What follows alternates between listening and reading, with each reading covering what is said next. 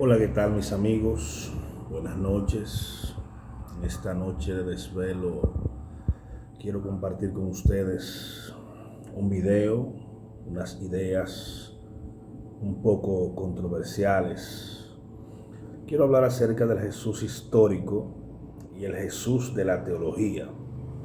Recientemente estuve escuchando un video de una persona que dice que se había alejado del cristianismo porque a ella le habían vendido, la señora le habían vendido una mentira acerca de Jesús, y que gracias a la ciencia bíblica ella ha podido encontrar la verdad que en el mundo del cristianismo pues no pudo encontrar. Se cansó de las falsedades, de las hipocresías, de tantas cosas que hay, sobre todo en el mundo evangélico. Ella se basaba mucho en el mundo evangélico, y hay que tener cuidado cuando nos referimos al cristianismo. Debemos hablar, como dice el doctor Piñeiro, de los cristianismos, no del cristianismo, porque lo que pasa es que nosotros somos personas que respondemos a conductas aprendidas y no nos detenemos a pensar, a analizar ciertas cosas. El hecho es que ella dice que se alejó del cristianismo porque no le encontraba sentido y no sé qué otra cosa. Todo el que se aleja de Cristo o de la cristiandad, pero no es lo mismo cristianismo que cristiandad, busca una excusa. Todo el que se aleja busca una excusa. Nadie tiene los pantalones o la falda bien puesta para admitir que simplemente no quiere estar en el camino. Punto. No hay más nada. Yo quiero enfatizar acerca del Cristo, Jesús histórico y el Jesús de la teología, que fue lo que ella se basó. Esto es un análisis basado en eso que vi, que escuché, y de las cosas que ella decía, que muchas tienen razón. Muchas tienen razón. A Cristo se lo ha secuestrado. El Cristo de la Biblia, el Mesías, se lo ha secuestrado. Se le ha secuestrado realmente, y lo que hemos adquirido en toda la historia, en estos 2000 años de historia cristiana, es el residuo, son los panes que caen de la mesa que comen los perrillos, y que ese pan nos ha ayudado a conocer la verdad, al Dios bíblico, al Dios de Israel, la verdad de Cristo. Pero el hecho que nos hayan caído los panecillos de la mesa, o sea, haya llegado a nosotros simplemente el residuo, con ese residuo yo conocí la verdad, yo experimenté una transformación, eh, conocí al Dios de la Biblia, conocí a Cristo, experimenté la salvación, experimenté un cambio, una transformación. Y a lo largo de estos más de 20 años que estoy sirviendo a Cristo, he aprendido muchas cosas que antes pensaban que eran verdades bíblicas, pero resultaron que eran dogmas eclesiásticos. Y he tenido que demificar mi mente, abrir mi mente. He tenido que volver a aprender, a desaprender para volver a aprender, y trabajar en mi conciencia espiritual. Entender que hay cosas que me enseñaron que no eran ciertas, y otras que me enseñaron como ciertas que eran falsas. Hablemos del Jesús histórico. ¿A qué nos referimos cuando hablamos del Jesús histórico? Estamos hablando del personaje bíblico histórico que nació en Belén de Judea, se crió en los alrededores de Galilea, de Nazaret. Por eso a Jesús se le conoce como Jesús de Nazaret, no Jesús de Belén, sino de Nazaret, porque aunque nació en Belén para que se cumpliese la escritura, se crió en Nazaret. Por eso a los seguidores del Mesías, hasta el momento de yo grabar este video, no pasaba un solo vehículo. Empecé a grabar el video y no han dejado de pasar el vehículo, pero toda la gloria del Eterno. Este Jesús nazareno, Jesús de Nazaret, se cría en los alrededores de Nazaret.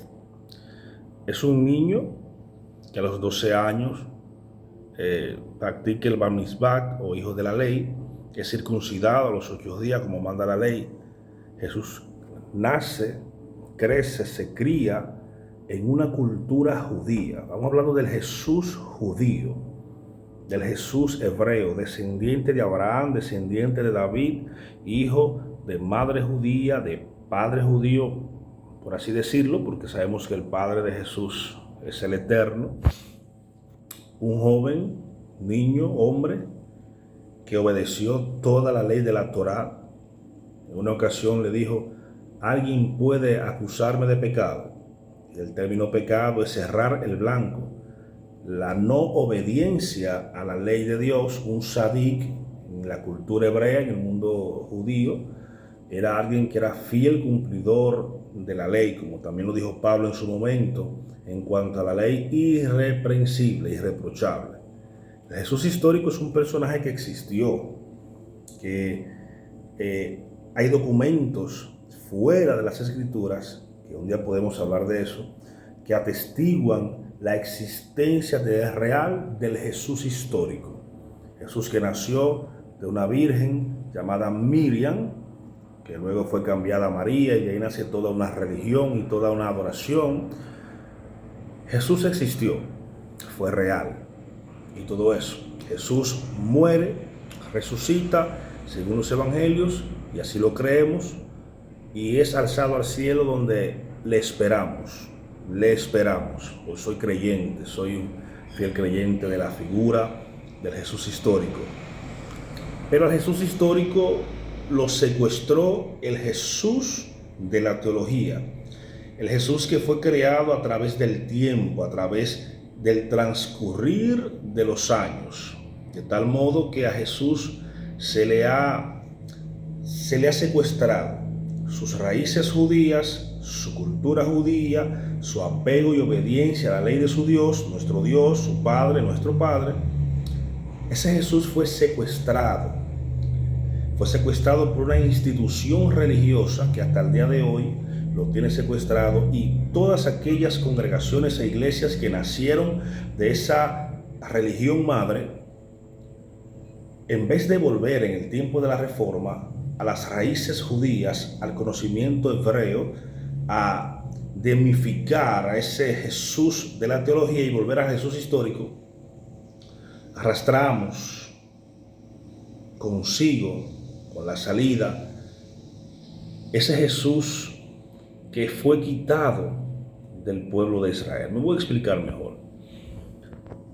Toda la película que usted pueda ver, cualquiera, yo he visto muchas, me encantan, porque de todo aprendo algo. Usted va a ver a un Jesús que viste como romano.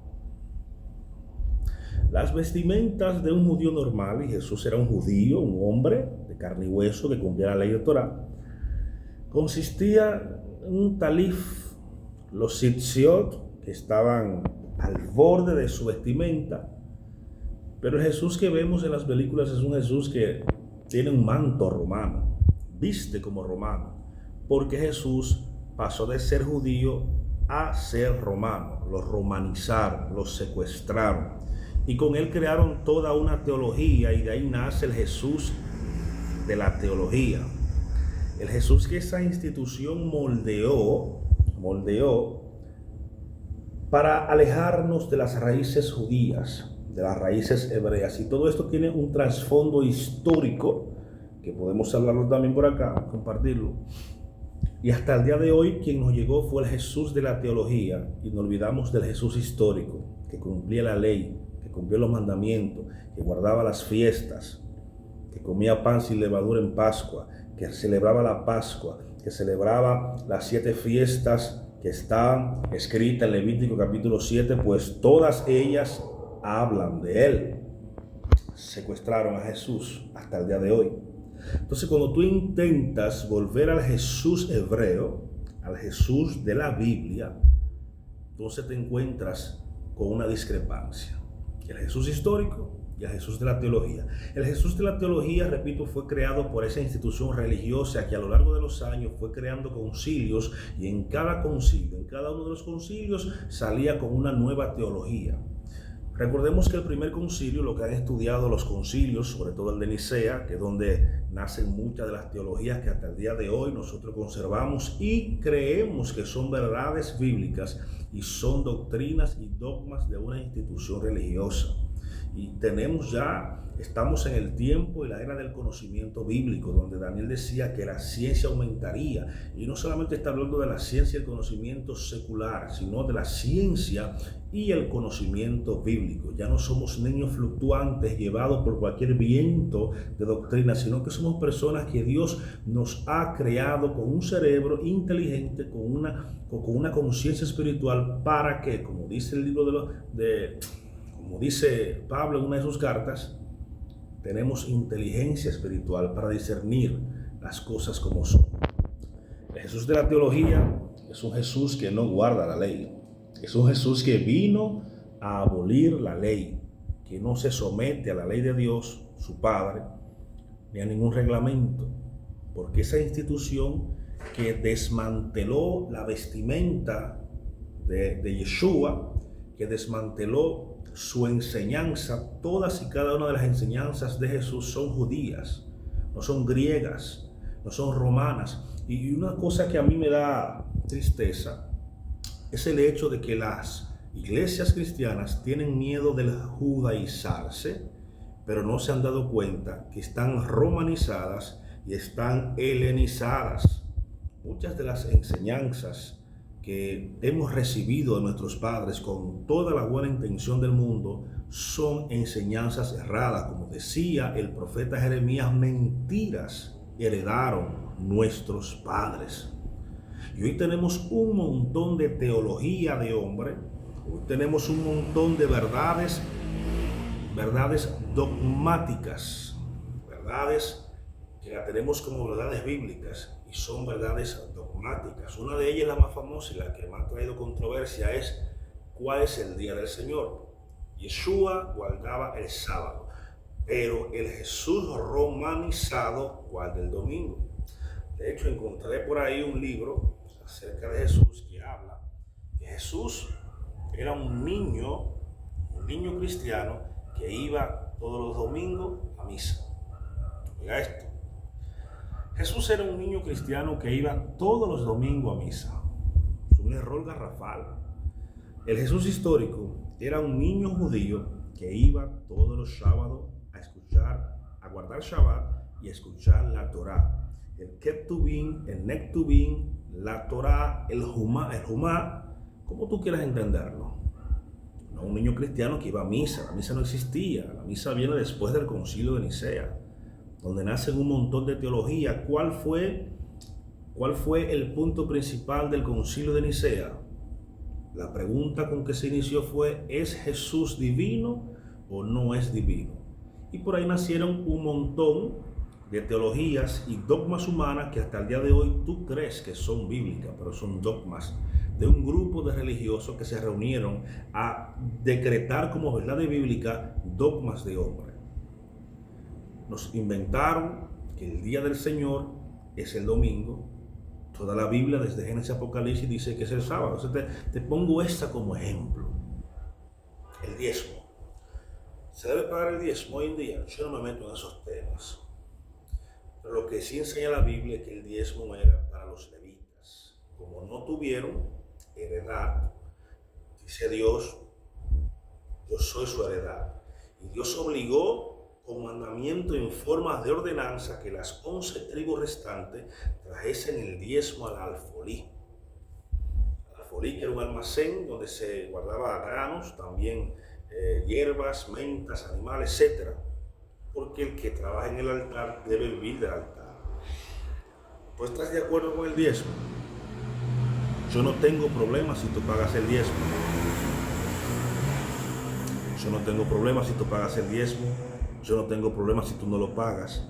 Mi problema está en cuando tú enseñas que quien no paga el diezmo es un ladrón y se va para el infierno. Eso no es bíblicamente cierto. No voy a entrar mucho en detalle. El hecho es que nos han entregado unas escrituras romanizadas y helenizadas. Nos han entregado unas enseñanzas que no tienen fundamento bíblico. Y tenemos un montón de teologías de hombre que están haciendo que esta nueva generación de cristianos que nacieron con la mente abierta, porque es la generación última y final, porque esto es bíblico, hermano.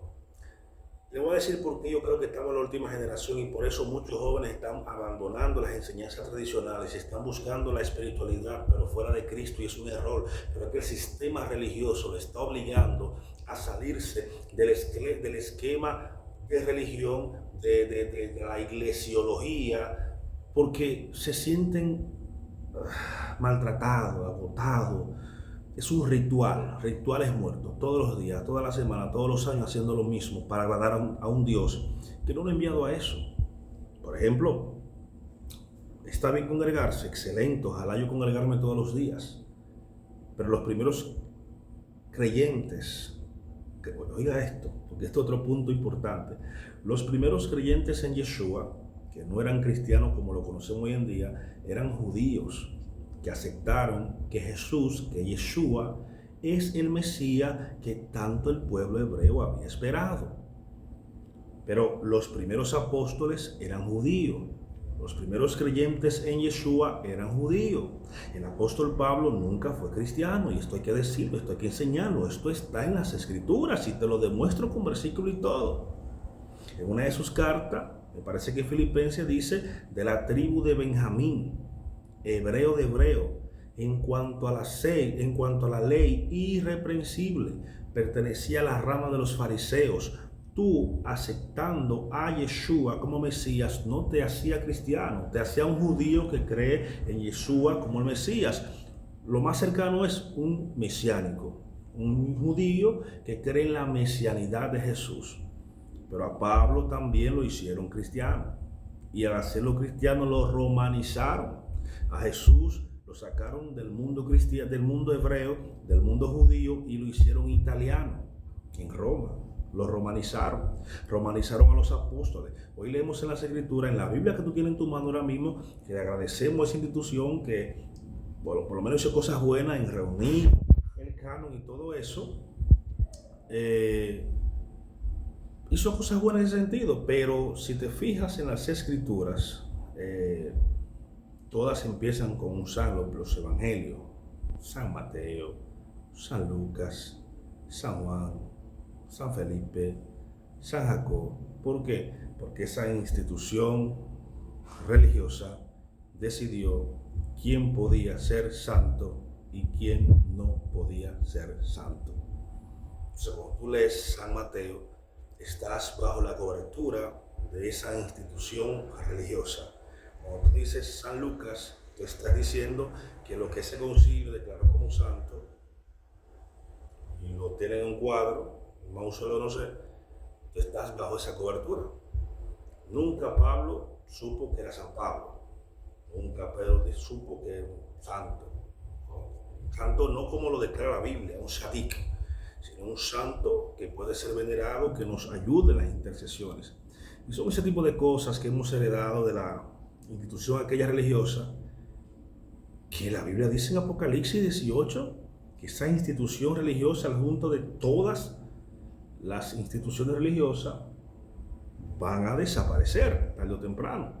Y le dice a su pueblo santo salir de en medio de ella, salir de ese mundo de confusión, salir de esa Babilonia y empezar a despertar y entender las Escrituras en su contexto hebreo, en su contexto bíblico, y salir de esa confusión religiosa que nos arropó y que creó un Jesús de la teología que, cuando lo medimos con la vara de las Escrituras, no tiene sentido.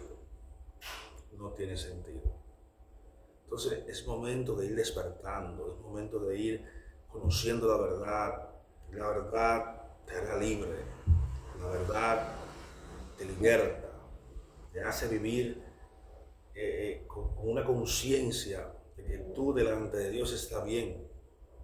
Tenemos paz para con Dios por medio de Yeshua, de Jesús, nuestro Señor. Seguiremos más adelante con estos videos.